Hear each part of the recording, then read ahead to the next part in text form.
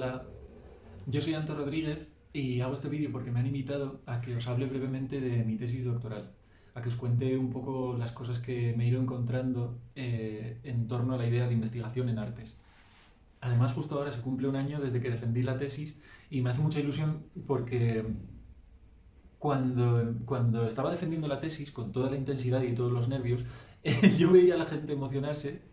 y yo estaba como frozen, petrificado ahí, sin entender muy bien de qué iba la movida. Y pensaba, bueno, igual cuando llegue a casa y se me pase todo esto, lo procesaré y entenderé todas estas emociones rarísimas que me están pasando. Pero fueron pasando los días y a lo largo de un año entero no lo digerí. Pensé, bueno, me he doctorado y ha sido como una cosa más y no me voy a emocionar nunca. Y estos días, de repente, preparando el vídeo, al encontrarme otra vez con los materiales de la tesis, por fin he podido emocionarme. Así que me ha hecho me ha hecho mucha ilusión preparar todo esto y compartirlo.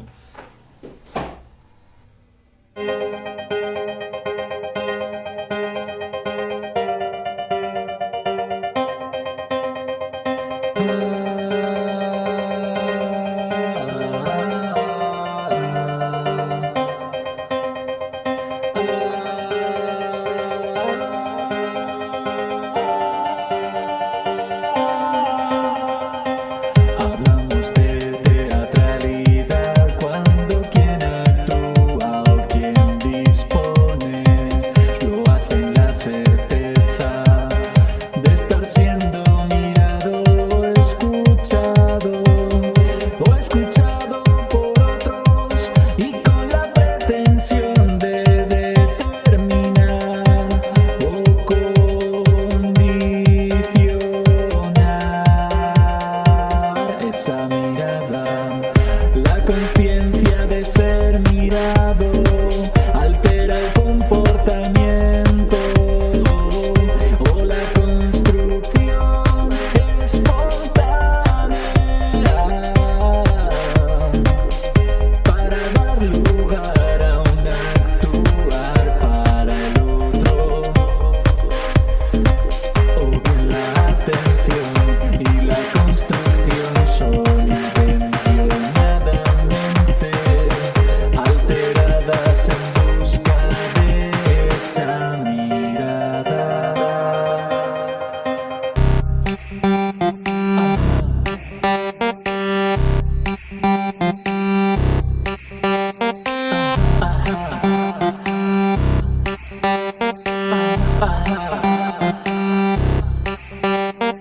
Lo teatral se asocia a lo artificioso. Lo teatral se asocia a lo artificioso. Lo teatral se asocia a lo artificioso.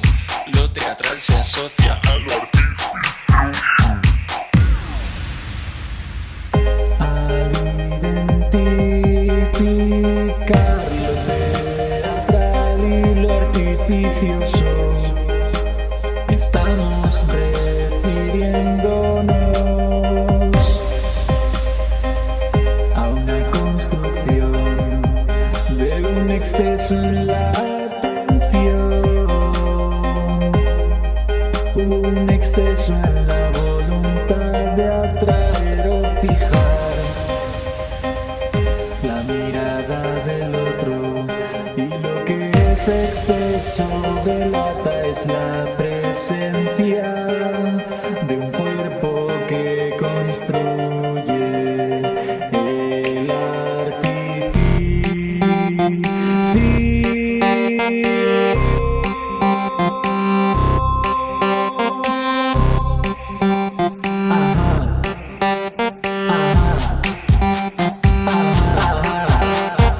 Lo teatral se asocia a lo artificioso.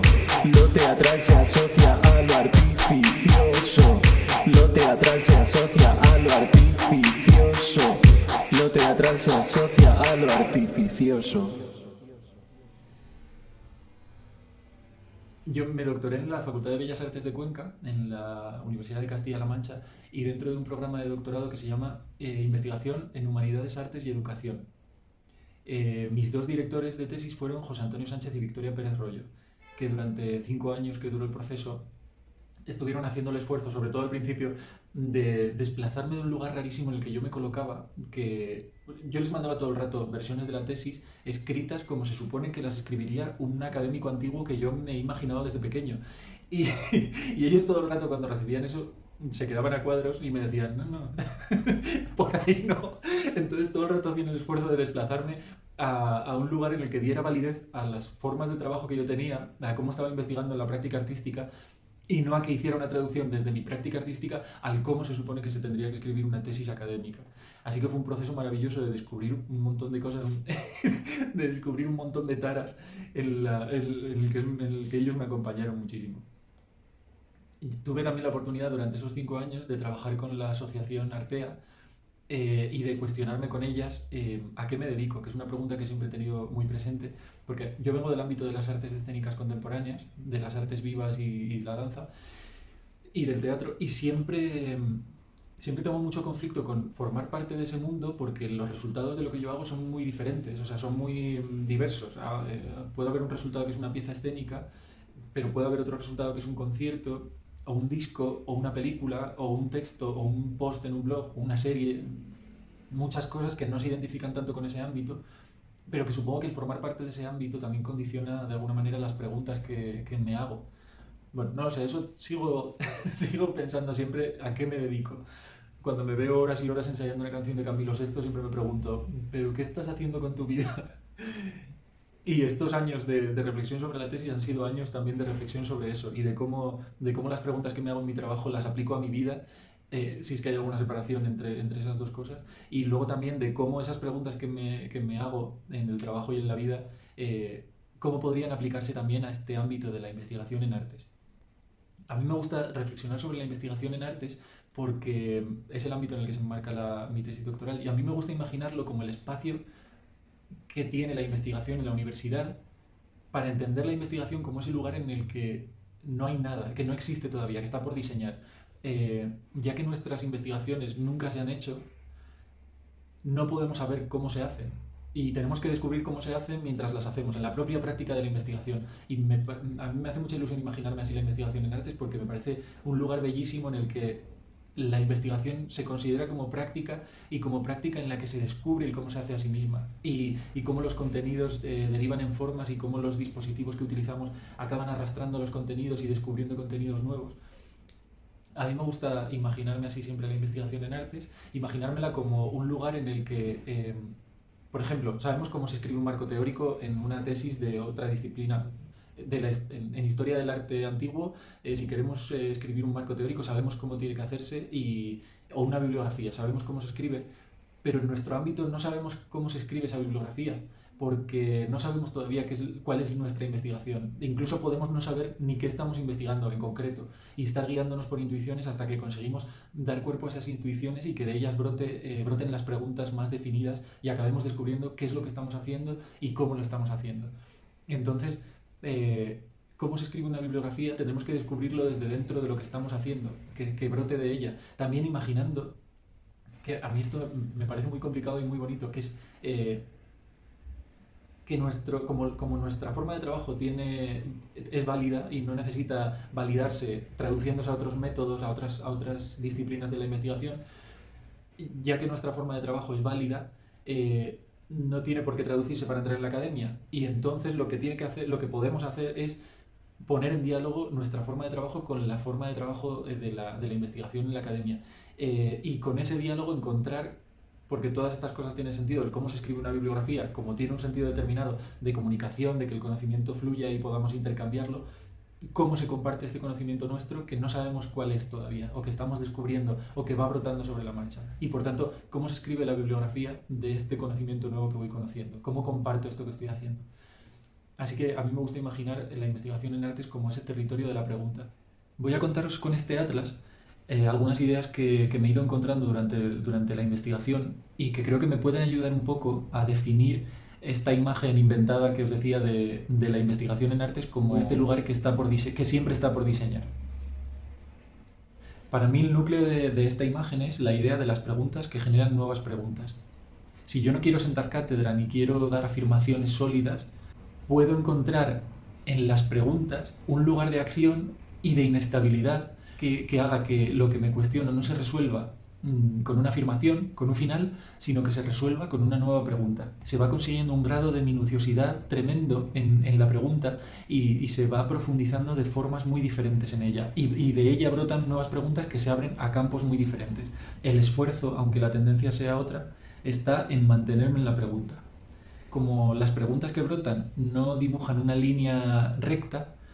imagino que lo que puedo hacer es una profundización horizontal sobre los contenidos o sobre lo que estoy trabajando, alejándome de una profundización vertical en la que tomo un concepto, una práctica y la agoto. Lo que hago es profundizar en horizontal, expandiendo nuevas prácticas y nuevas preguntas. La imagen de las preguntas que derivan en nuevas preguntas a mí me ayuda a imaginar esta especie de profundización horizontal que se despliega o bien como un rizoma o bien como una explosión. Todas estas ideas en torno a las preguntas que aparecían en mi tesis desde la práctica pronto se encontraron con algunos acompañantes que me ayudaban a articular nuevas ideas alrededor de estas. Por ejemplo, las proposiciones de Bruno Latour. ¿Cómo podemos escribir hoy sobre el cuerpo en la academia? ¿Qué tipo de escritura pide el cuerpo? Una escritura inestable que se plantea para ser rebatida directamente, o sea, una escritura que invita al diálogo. O Didi Huberman hablando del trabajo no escénico de Brecht, cuando analiza cómo una literatura política tradicional, panfletaria,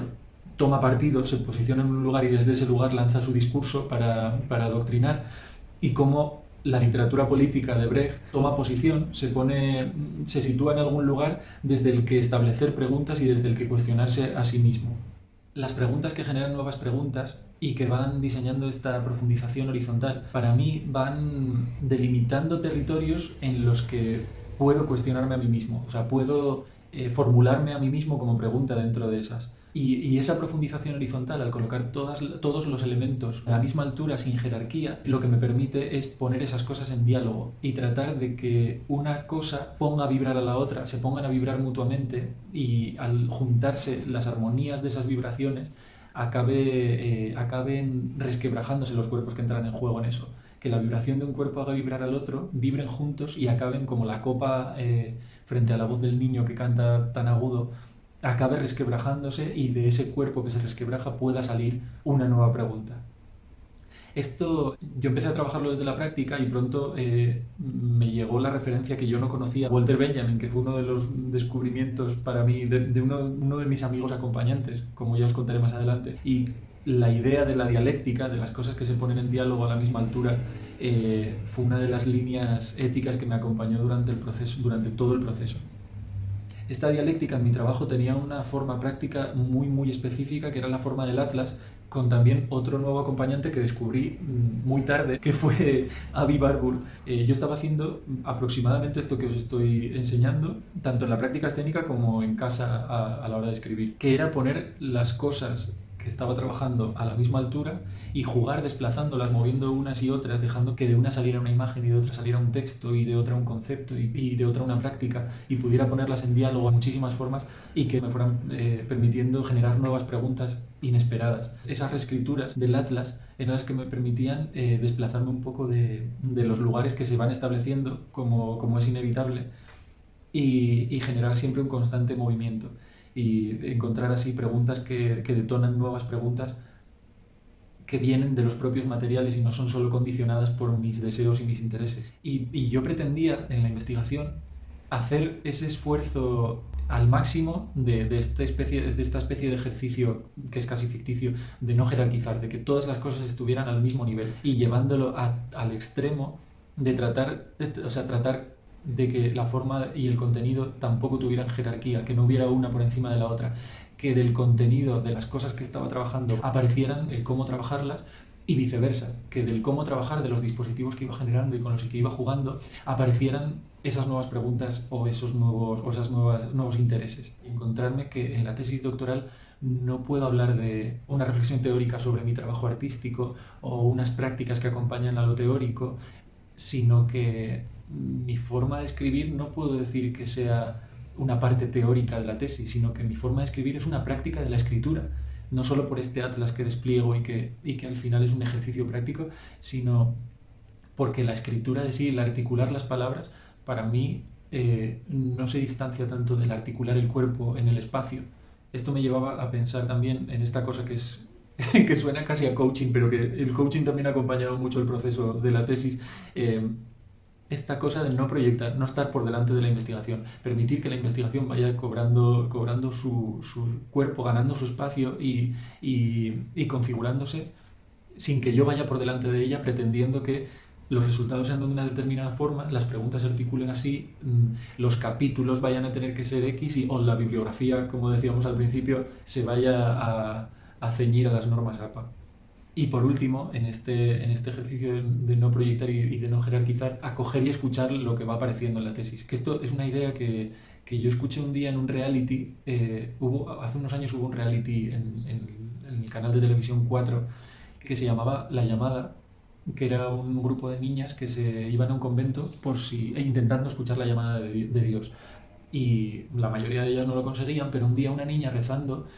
se puso a llorar muchísimo, muchísimo, muchísimo y, y una monja se le acercó y le dijo, ¿qué te pasa? Y le dijo, ya no lo sé, no sé qué me pasa. Y entonces la monja le dijo, no te preocupes, acógelo, acoge lo que te pasa. Y bueno, yo ahí tuve una grandísima revelación porque definía muchísimo lo que yo estaba haciendo en la tesis. Cómo no proyectar, pues acogiendo lo que va apareciendo y tratando de escucharlo con la mayor apertura posible para que tenga su espacio y no se condicione por lo que yo supongo que tiene que ser. Y por ir terminando también, quería contaros muy por encima cómo fueron apareciendo todas estas reflexiones. Como os contaba, yo empecé cuestionándome cuál era mi posición en la academia y en el museo y en el teatro cuando yo vengo de consumir y vivir dentro de la cultura popular a tope, de la música pop, de la tele, del cine de entretenimiento y cuestionarme desde el sufrimiento, el cómo desde la academia o desde el museo del teatro se hace un juicio sobre este tipo de cultura. Entonces empecé trabajando sobre esto y muy pronto me encontré trabajando, sin yo quererlo, trabajando sobre la autobiografía. Y de repente escribiendo sobre mí mismo y cuestionándome la idea de anécdota, me encontré con que lo que me interesaba no era la autobiografía en sí, sino el dispositivo autobiográfico, ese tipo de escritura, de reescritura. Y desde la idea de dispositivo autobiográfico y con esta idea de reescritura que yo me encontré con Barthes, empecé a diseñar dispositivos para que otra gente pudiera reescribirse también, que no fuera solo experiencias en las que alguien ve cómo yo me reescribo, sino alguien que participara ya directamente. Y con esos dispositivos empecé a encontrarme con la idea de reescribir, no solamente reescribir tu historia, sino reescribir la historia, la idea de historia. Y empecé a cuestionarme esto que nunca me lo hubiera planteado antes porque me pillaba lejísimos, pero entendí pronto que podía ser una práctica, la reescritura histórica colectiva. Muy pronto pensando en estos dispositivos colectivos y en cómo yo trabajo desde la escena cuando el dispositivo es más convencional a la italiana o frontal, empecé a plantearme cómo son las relaciones que establecemos en escena y cómo podríamos imaginar las artes escénicas como artes de las relaciones, que articulan y cuestionan relaciones. Y entonces empecé a pensar en el tipo de relación menos interesado, que es la relación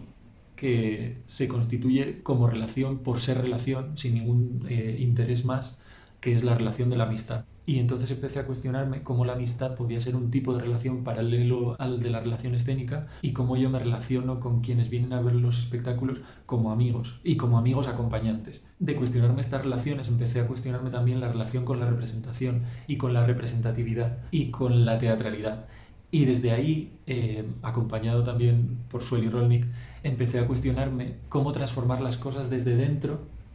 implicándote en las preguntas, como ya estaba sucediendo. Y de ahí, desde dentro de estas relaciones, cuestionar la historia y cuestionar el presente desde dentro. Y cuestionar el presente desde dentro implicaba, después del gesto del chuleo que Sueli Rolnik analiza en su texto Geopolítica del chuleo, entre otros, cuestionar cómo, una vez que se nos han arrebatado las herramientas de representación, cómo podemos,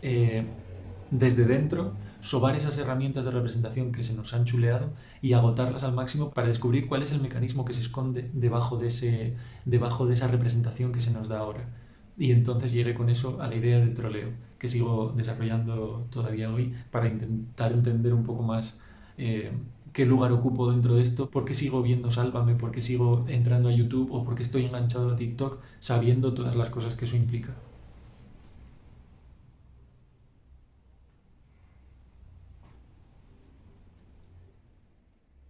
yo estoy muy contento con este proceso de 5 años porque he tenido la oportunidad de plantearme todas estas preguntas que os he compartido y de aplicarlas a la vida y diseñar esta especie de ética que no existe porque se formula como pregunta y se cuestiona todo el rato a sí misma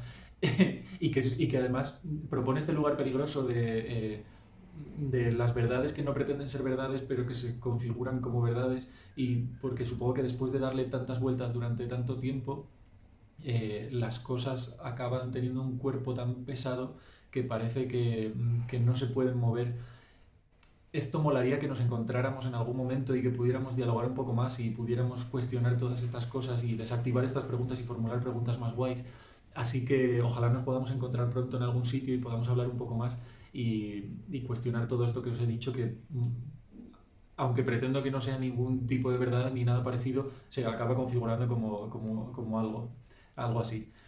Así que para despedirme quiero compartir una cosa que descubrí también durante la tesis muy bonita junto a Sueli Rolnik, que es la idea de las referencias y los referentes como amigos acompañantes. Ella dice que acompañando tesis doctorales y procesos artísticos y procesos de investigación en la academia, que se encuentra con un lugar muy doloroso que es el de la gente que valida sus hallazgos en la práctica artística con hallazgos de otra gente de otras disciplinas que se supone que son más válidas que la nuestra y cómo un proceso de la leche práctico acaba traduciéndose en una cita de Deleuze para poder encajar dentro de la academia. Y ella dice que eso es un lugar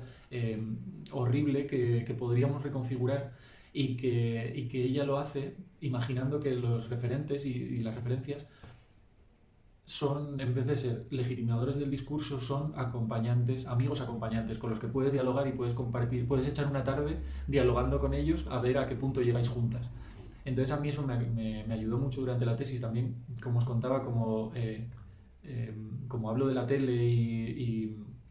me relaciono mucho con la cultura popular y con la no popular y con todas las cosas que fui teniendo en cuenta y acogiendo durante el proceso. A mí me ayudó mucho imaginar a todos estos acompañantes, amigos acompañantes, y que Deleuze pudiera encontrarse con Jorge Javier Vázquez o con RuPaul.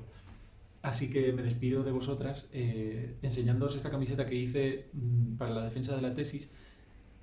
En la espalda están la lista de la mayor parte de mis referentes, de mis acompañantes, amigos acompañantes. Así que me despido enseñándoos esta camiseta y espero que nos podamos encontrar pronto y compartir mucho más. Muchas gracias.